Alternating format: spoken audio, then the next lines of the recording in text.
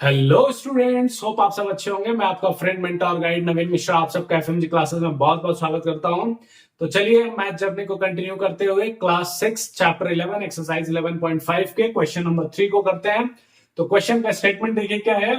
Pick out solution from the values. कुछ values दिए हुए हैं, ये सारे वैल्यूज दिए हुए हैं, उसमें से हमें क्या करना है, सॉल्यूशन कौन सा सुटेबल है जो इक्वेशन को सेटिस्फाई कर रहा है, उस वैल्यू को पिक करना है given in the bracket so that other values do not satisfy the equation.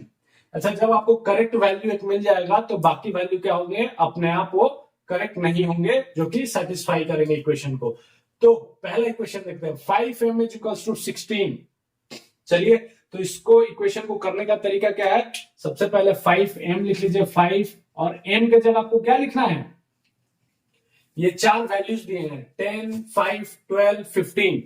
तो चलिए, अगर हम m के जगह 10 लिखते हैं, m के जगह अगर हम 10 लिखते हैं तो 5 इंटू 10 क्या हो जाएगा, 50। 5 इंटू 10 50। तो क्या 50 60 के बराबर है, तो 10 सेटिस्फाई नहीं करेगा, तो ये बोलिएगा कि ये इक्वेशन सेटिस्फाई नहीं कर रहा है। ठीक है, देन अगर 5 m के जगह अगर 10 ना लिखे, हम क्या लिखे, 5 ले, दूसरा वैल्यू, पहला हमने देख लिया कि नहीं सेटिस्फाई कर रहा है, दूसरा वैल्यू 5 इंटू 5, क्या 5 इंटू 5 60 के बराबर होगा, तो नहीं होगा, क्योंकि 5 इंटू 5 क्या होगा, 25 होगा। तो यहाँ पे क्या है, 60 होना चाहिए। कौन ऐसा वैल्यू होगा जिसको आप 5 के साथ मल्टीप्लाई करेंगे तो 60 देगा। तो 5 इंटू 5 भी नहीं कर रहा। अब तीसरा वैल्यू देखते हैं, 12। तो 5 12 जा, it is satisfying। 5 12 जा 60, 5 12 जा 60। और क्या बोल रहा है कि ये कितना के बराबर होना चाहिए, 60 के, मतलब ये सेटिस्फाई किया। अगर ये सेटिस्फाई किया तो बाकी और कोई सेटिस्फाई नहीं करेगा। फॉर एग्जाम्पल अगर 5 इंटू 15 कर लीजिए आप, लास्ट वैल्यू, तो क्या हो जाएगा, 75 का के बराबर आ जाता है। ठीक है, तो इसलिए, लेकिन हमें चाहिए कितना, 60। तो हमें m का इसमें से कोई एक वैल्यू ऐसा डालना है जो कि यहां पे डालने के बाद LHS, मतलब ये वैल्यू और ये वैल्यू दोनों बराबर हो। तो सिर्फ और सिर्फ हम 12 ही डाल के, यहाँ पे अगर हमने 12 डाला तो क्या हो जाएगा, 60, जो कि सेटिस्फाई कर रहा है राइट हैंड साइड को भी। तो हम बोलेंगे ये सिर्फ इसमें से 12 है जो कि राइट हैंड साइड को भी सेटिस्फाई कर रहा है। चलिए नेक्स्ट क्वेश्चन में देख लेते हैं फटाफट। n plus 12 is equals to 20। अच्छा, n की इसमें से क्या वैल्यू होगी जो कि ऐड करने पे 12 के साथ 20 दे दे, तो आप बताइए। 12 तो यहाँ पे फिक्स है, अब n की कौन सी वैल्यू होगी, एक तो 12 ये फिक्स है, और n की इसमें से कौन सी वैल्यू होगी जिसको कि अगर हम ऐड करें 12 में तो वो आंसर क्या दे, 20।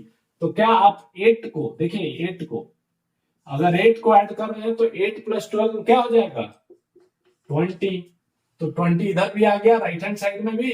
तो 8 का n का वैल्यू क्या हो गया, 8 के बराबर। अगर 8 हम n के बराबर डालते हैं तो 8 प्लस 12 इज इक्वल्स टू 20। ये क्या कर रहा है, सेटिस्फाई कर रहा है इक्वेशन को।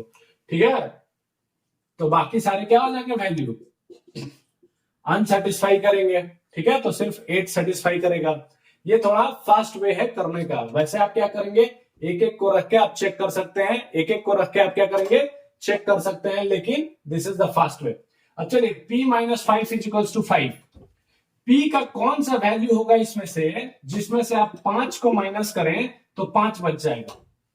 तो देखिए, अगर 0 आप रखते हैं तो 0 माइनस 5 माइनस 5 हो जाएगा। अगर आप 10 रखते हैं तो 10 माइनस 5, 10 माइनस 5 5 हो जाएगा। तो देखिए, अगर 10 आप रखते हैं, p को अगर 10 रखते हैं तो 10 माइनस 5 5 के बराबर हो जाएगा। इसका मतलब 10 इज द राइट वैल्यू, बाकी सब क्या है, रॉन्ग वैल्यू, जो कि सेटिस्फाई नहीं कर रहा है इक्वेशन को।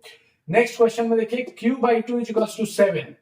अच्छा, q का कौन सा ऐसा वैल्यू है जो कि 2 से q को डिवाइड करने पे 7 वैल्यू दे दे। तो चलिए पहला देखते हैं, अगर q के बदले हम 7 रखते हैं तो 7/2, 7/2, 7 आंसर नहीं देगा तो पहला नहीं हुआ। 2 को रखते हैं 2/2, 1 हो जाएगा, तो 1 7 के बराबर नहीं है। अगर 10 रखते हैं हम q की जगह तो 10/2, 10/2, तो क्या होता है 5। 2 से हम क्या करते हैं 10 को डिवाइड करते हैं तो 5, ये भी नहीं हुआ। अगर हम 14 रखते हैं तो देखिए 14 divided by 2 is equals to, अब देखिए 14 2 से कितने बार में जाएगा 7 टाइम में जाता है, तो आंसर क्या आएगा आपका 7। आपका आरएचएस में भी क्या है 7, और यहां भी क्या आ गया डिवाइड करने के बाद 7 आ गया। इसका मतलब 14 is the right value which satisfies the equation, rest 3 value will not satisfy। अच्छा, इन 4 वैल्यू में से कोई एक ही वैल्यू होगा जो आपको इक्वेशन को सेटिस्फाई करेगा, एक से ज्यादा वैल्यू नहीं होंगे। क्यों? क्योंकि यहाँ पे m सिंगल है, सिंगल m के लिए 2 वैल्यू नहीं होगा जो कि सेम रिजल्ट देगा। ठीक है, चलिए लास्ट e को देखते हैं, r माइनस 4 इक्वल्स टू 0। अच्छा, इसमें से r की कौन सी वैल्यू रखे हैं जिसमें से 4 को माइनस करने के बाद आंसर 0 आए, तो ऑफ कोर्स अगर हम 4 में से 4 को माइनस करेंगे तो 0 आ जाएगा। उसके अलावा कोई और वैल्यू है? अगर 4 माइनस हम 4 कर रहे हैं तो हमारा वैल्यू 0 आएगा।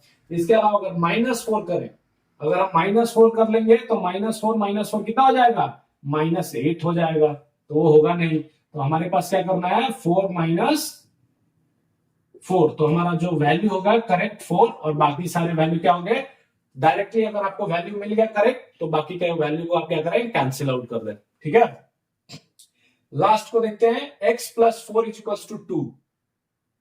अच्छा, x की कौन सी वैल्यू अगर हम जोड़े 4 में तो 2 दे दे, x की क्या वैल्यू होगी जिसको कि अगर हम 4 के साथ ऐड करें तो आंसर हमारा 2 आ जाए। तो पहला चलिए देखते हैं, अगर -2 प्लस 4 करते हैं तो हमें कितना मिलता है -2 प्लस 4, तो 4 में से 2 गया 2। यही बोल रहा है कि इसमें कौन सा वैल्यू है जो कि 2 के बराबर हो जाए। तो अगर हम -2 रखते हैं तो ये 2 के बराबर हो जाएगा, बाकी सब क्या हो जाएंगे नहीं सेटिस्फाई करेंगे इक्वेशन को। तो होप आपको समझ में आया होगा कि इस पूरे क्वेश्चन में हमने क्या किया, एक वैल्यू हमें फाइंड करना है जो कि इक्वेशन को सेटिस्फाई करे। तो वो वैल्यू क्या होता है, वो वैल्यू एक वेरिएबल है, कोई भी वेरिएबल m n p कुछ भी हो सकता है, उसके जगह पे हमें क्या करना है इसमें से कोई एक वैल्यू रखना है और इक्वेशन को देखना है कि वो वैल्यू रखने के बाद क्या ये 60 के बराबर आ रहा है। अगर आ रहा है मतलब आपका इक्वेशन सेटिस्फाई हो रहा है, अगर नहीं आ रहा है तो आप उस वैल्यू को कैंसिल आउट कर दीजिए, ये इक्वेशन को सेटिस्फाई नहीं कर रहा है।